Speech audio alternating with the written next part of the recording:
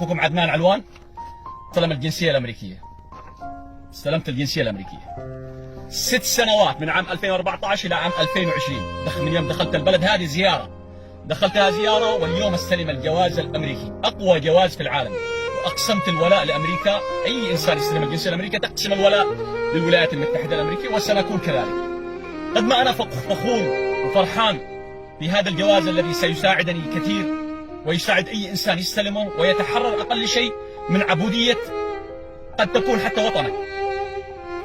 و12 سنه وانا مغترب في السعوديه، ابحث من زقاق الى زقاق، من شارع الى شارع، من حاره الى حاره، من اجل ان اجدد اقامه. وعندما تجدد الاقامه يقول لك يا ابو يمن، يا ابو يمن ذبحتني انت، هات 4000، هات 5000 اجدد لك الاقامه.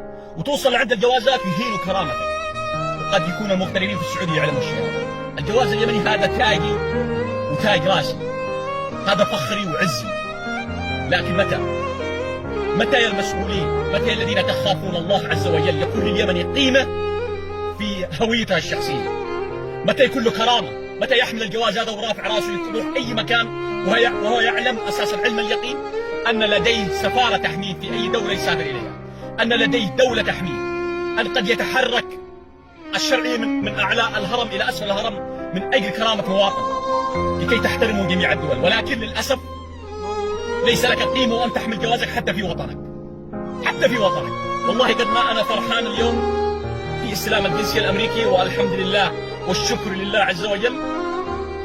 قد ما أنا زعلان، قد ما أنا حزين إن الجواز هذا اليمني الذي كتاريخ أنت يمني من آلاف السنين، وبالأخير ليس لك كرامة حتى في وطنك، ولا يتحرك لك أي مسؤول ولا أي سفارة تحترمك وتقدرك.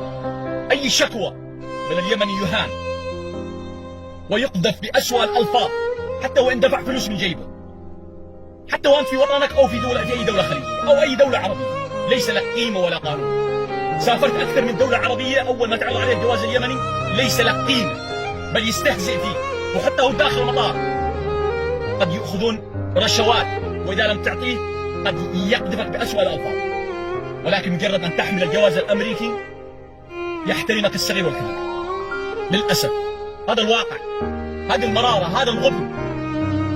إلى متى لكل مسؤول آمنه الله عز وجل على هذا الوطن وكان مؤتمن أن يرحم هذا الشعب، يرحم هذا المواطن، يعزه، يجعل له كرامة أينما راح، يحسسه أنه أنت في وطن غالي ونحن هنا خدامون لك وليس حكاما عليك.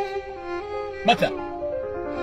ولكن لا يتسلط علينا إلا كل خائن وكل إنسان نمام وسارق ومجرم، ويبحث دائما عن مصلحته ومصلحة أولاده، ويبحث عن الرشاوي والمناصب، وإذا تمسك في مقعد لا يتركه حتى يموت، بل يورثه لأولاده وأولاد أولاده في أي دولة عربية كانت. ولذلك أدلنا الله، ونحن أهنا أنفسنا وأهانونا حكامنا وأهنا أنفسنا فأهاننا الله عز وجل. أسأل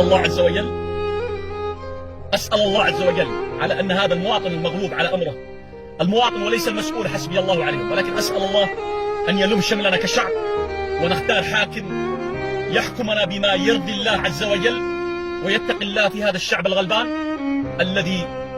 الذي أنهكنا كل شيء. والله ما أدري أفرح أم أحزن، ولكن نقول حسبنا الله ونعم الوكيل، وإن مع العسر يسرا. اللهم احفظ اليمن